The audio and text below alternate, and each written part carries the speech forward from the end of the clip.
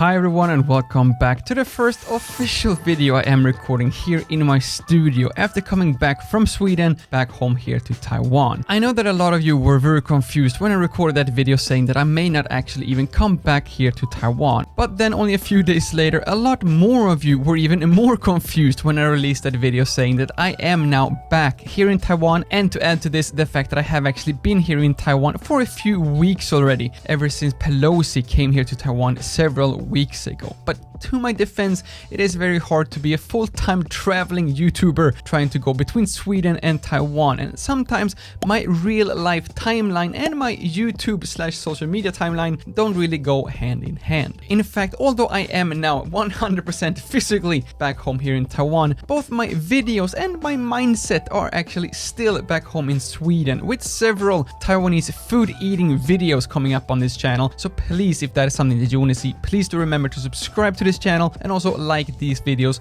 to show your support. But being back home in Sweden for so many weeks also made me once again realize how completely different the world could look like on the other side of the world. And don't get me wrong, this two different worlds is actually the main reason for why I even came here to Taiwan in the first place, and also the reason for why I have stayed here in Taiwan for the last 11 years. But today I actually do not want to talk about the beautiful nature and landscape of Sweden. Today I want to talk about something that is equally important, and I would argue the most important thing both in Sweden and in Taiwan, but that is actually being treated completely different in the two different countries, and that are the values of freedom, democracy, and human rights. Both Sweden and Taiwan have elections coming up this year, and I have to admit I don't really pay too much attention to the Taiwanese election since I'm not allowed to vote anyway, but I am of course allowed to vote in the Swedish election, and I could not help that during my visit back home in Sweden that there are two completely different ways leading up to both these countries' elections. If you have access to internet, which I know you have since you are watching this video right now, you could not possibly have missed that the US Speaker Nancy Pelosi made a visit here to Taiwan, which literally caused global headlines all over the world. The US is claiming that they have the freedom to visit whoever they want, Taiwan is claiming that they have the right to receive guests from wherever they want, and China simply says no. US, Taiwan, and China. Three big superpowers if you ask me, and that's also why I understand that President Tsai must have a lot more important things on her calendar right now than focusing on the upcoming election here in Taiwan. Whereas in Sweden we don't really have any emergencies right now other than that our electricity bills will literally go through the roof this winter. No one really understands why this is a problem other than the fact that we do have electricity up in the north that we export to other countries, but we have no electricity in the south since we have to import that from Lithuania, which actually wasn't a problem until it happened to be a war literally right next door between Russia and Ukraine. But other than this, I would actually argue that we don't really have that many other emergencies going on in Sweden, and that is why the Swedish Prime Minister found enough time in her calendar to go onto Reddit, which is the international version of the Taiwanese PTT, and do an AMA, which stands for Ask Me Anything. Just let that sink in for a while. Here we have the leader of a country going on a social media platform and asking the people of this country to literally ask her anything. Just imagine other world leaders doing this. Well, first of all, they would have to open up the social media so people can actually access it, but even so, I still think that a huge majority of the population would simply be too afraid of asking questions anyway, and they will fear that their internet access will be restricted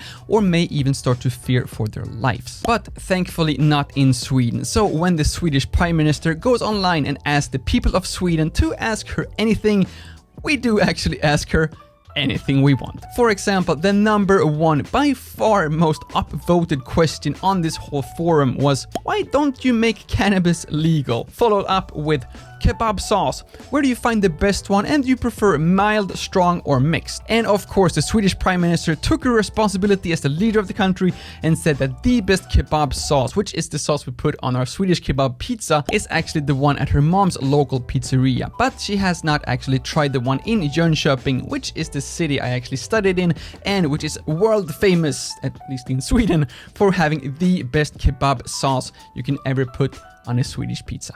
And although some of these questions and answers might have been a little bit silly, I have never been more proud over a Swedish Prime Minister, and I think that this is the golden standard of freedom and democracy. Just imagine being able to go online and ask questions directly to your country's leader, and they actually answering both on the personal level, but then of course there were also a little bit more serious and political questions in there as well. In comparison, last week I was invited to watch the movie Unsilenced, which is also sponsoring this next part of the video, which is about one of the university students in Beijing during the 1999 government banning of Falun Gong in China. And I'm not gonna pretend that I am an expert of Falun Gong. In fact, before I watched this movie, I literally had no idea what Falun Gong actually was. Of course, I've seen these banners and posters here in Taiwan. We have them both in Ximen and outside Taipei 101. But as a Swede, Falun to me is the name of the most innocent city in Sweden with one of the most hilarious accents. So I just started to laugh a little bit when I see these promotions of Falun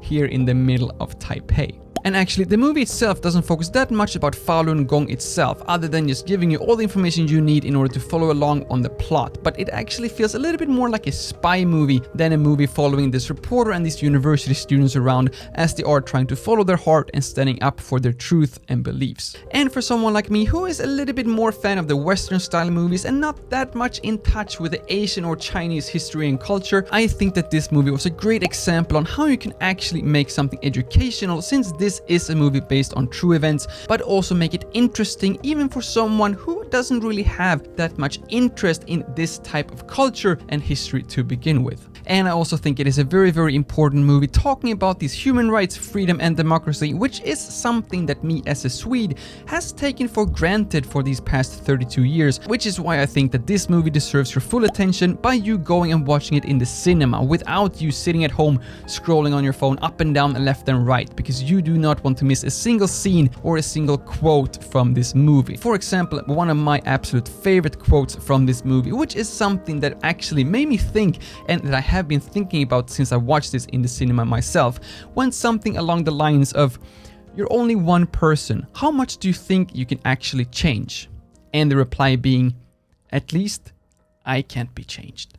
When I watched this in the cinema, it did give me a little bit of goosebump, and I think it's just such an amazing mindset to have, that even though you may not be able to change anything else, at least you stand true to yourself and to your own beliefs, and make sure that you do not get changed without your own permission and your own freedom to do so. Which is just one of many, many reasons for why I do love living here in Taiwan, since you have rights, you have a voice, you have a vote, and you have a choice. For example, it is 100% up to you if you do want to subscribe to this channel to show your support. And this is not meant to be a joke, because in other countries of the world, not only would you not be allowed to actually subscribe to my channel, you will not even be allowed to watch my videos, and you will not even be allowed to actually access YouTube, since that has been restricted because it does not go hand in hand with the government's view of things from time to time. So please, next time you hit that subscribe button to show your support to a Swedish YouTuber here in Taiwan,